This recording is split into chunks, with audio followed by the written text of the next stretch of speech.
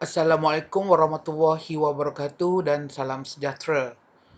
Pada minggu ini, cikgu akan mengajar bab 4 tingkatan 4, era peralihan kuasa British di negara kita. Sinopsis keseluruhan bab ini membincangkan British Military Administration atau dikenali sebagai BMA. Pentadbiran tentera British diisytiharkan di negara kita selepas tamatnya Perang Dunia Kedua. Selepas itu, British melaksanakan pentadbiran Malayan Union di Tanah Melayu. Pelaksanaan Malayan Union yang mencetuskan bantahan besar-besaran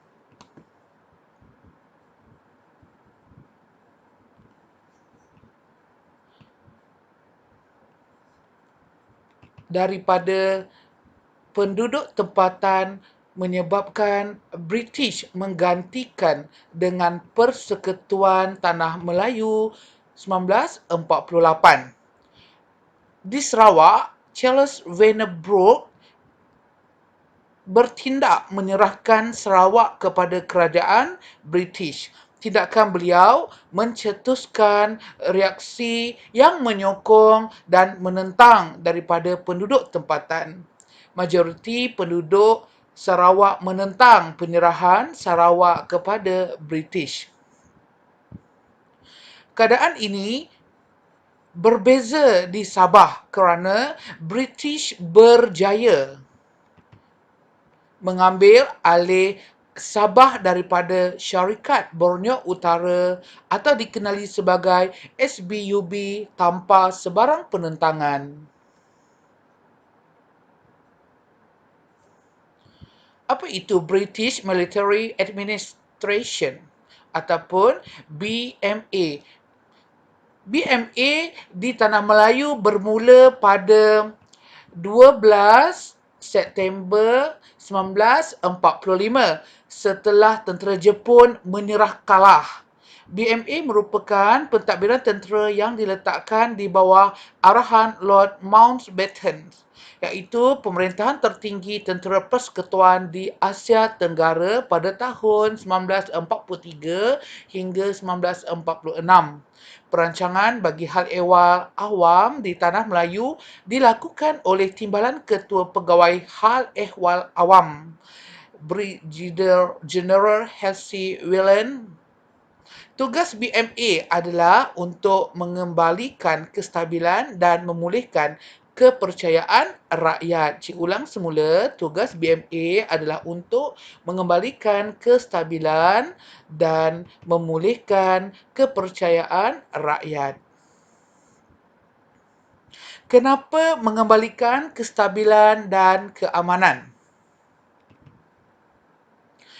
BMA berusaha untuk memulihkan keamanan dan kestabilan dengan membubarkan pasukan MPAJA pada 1 Disember 1945.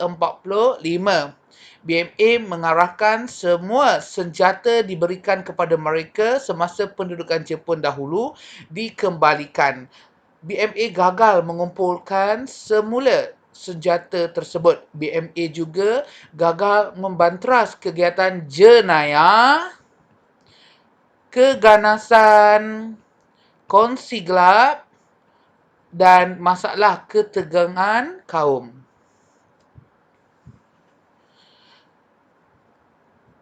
BMA percaya untuk memulihkan kepercayaan rakyat sangat penting kerana rakyat mengalami kesukaran hidup di bawah pemerintahan Jepun. Bekalan makanan dan ubat-ubatan sukar didapati. Sekiranya ada bekalan tersebut, harganya pula melambung tinggi. Wabak penyakit semakin merebak, terutamanya penyakit beri-beri yang disebabkan oleh kekurangan zat makanan. Selain itu, kebuluran berlaku di kebanyakan tempat. Makanya, rakyat juga tidak mempunyai wang untuk membeli makanan, manakala kegiatan menyuruk barang, amalan rasuah, peras ugut dan pasar gelap di Kuala Lumpur menjadi semakin tidak terkawal. Masalah ini berakar umbi sehingga gagal dibanteras oleh BMA. Rakyat yang hidup dalam penderitaan dan kesengsaraan ini akibat pemerintahan Jepun berharap dapat diselamatkan oleh pentadbiran BMA. Dengan itu, BMA telah mengambil alih pentadbiran Tanah Melayu bagi mengembalikan kepercayaan rakyat supaya menyokong kepulangan British di negara ini. Berikut adalah inflasi dan kegiatan pasar gelap.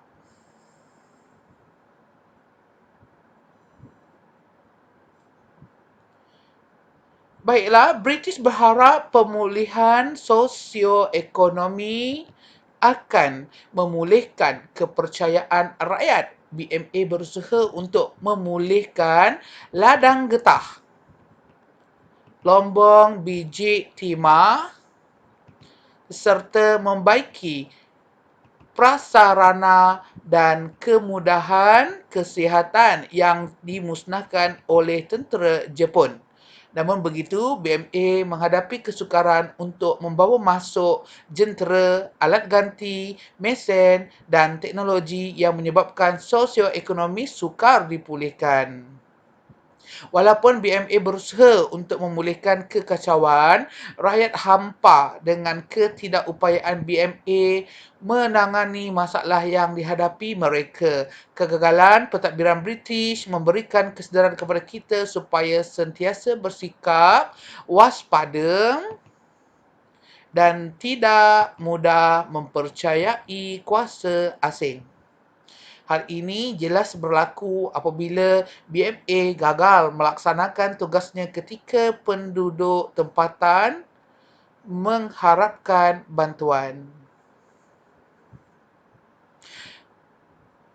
Baiklah, kita teruskan dengan Malayan Union.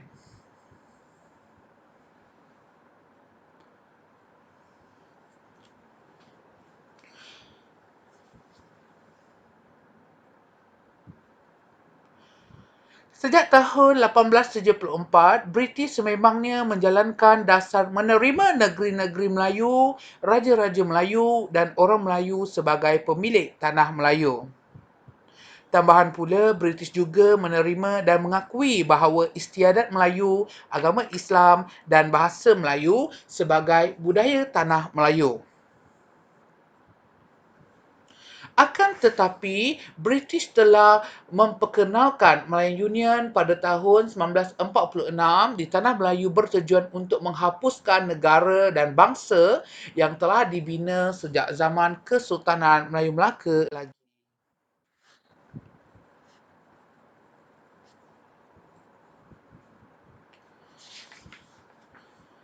Apakah sebab-sebab British memperkenalkan Malayan Union?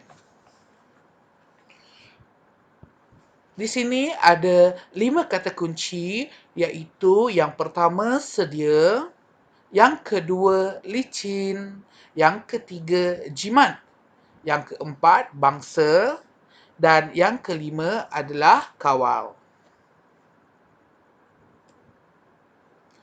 Okey, kata kunci dan keterangan. Sebab-sebab penubuhan Malayan Union. Sedia. Persediaan untuk membentuk pemerintahan sendiri. Licin. Menjalankan pentadbiran yang licin. Jimat. Menjimatkan kos pentadbiran. Bangsa.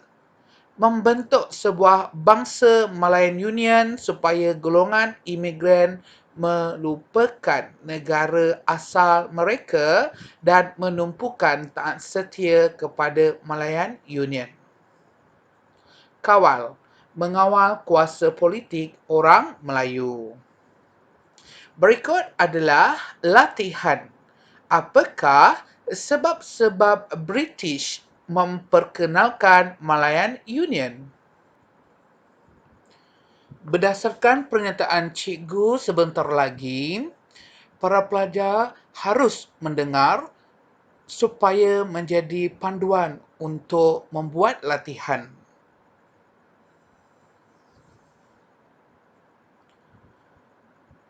Sebab-sebab pengenalan Malayan Union dari segi aspek politik.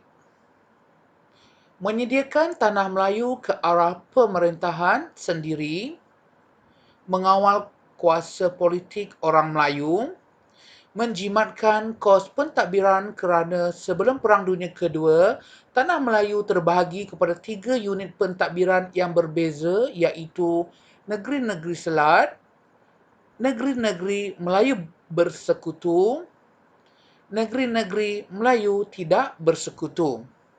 Keadaan pentadbiran yang berbeza ini menelan kos yang amat tinggi, melicinkan pentadbiran di bawah satu unit politik yang berpusat yang pasti dapat menyeragamkan dan melicinkan pentadbiran Malayan Union.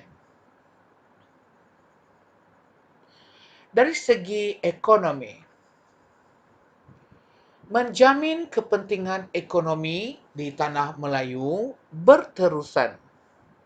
Hasrat British ini akan tercapai dengan pemberian kewarganegaraan kepada golongan imigran agar terus menetap dan taat setia kepada Malayan Union. Dengan ini, British dapat memastikan sumber tenaga dan pelaburan mereka di tanah Melayu tidak terbantut. Dari segi sosial, membentuk bangsa Malayan Union bertujuan agar golongan imigran dapat melupakan negara asal dan menumpukan taat setia kepada Malayan Union. Muslihat British adalah agar sumber tenaga dan pelabuhan terjamin bagi pembangunan ekonomi dan pelaburan mereka di tanah Melayu. Baiklah, setakat ini sahaja pada minggu ini dan semoga kita akan berjumpa pada minggu hadapan.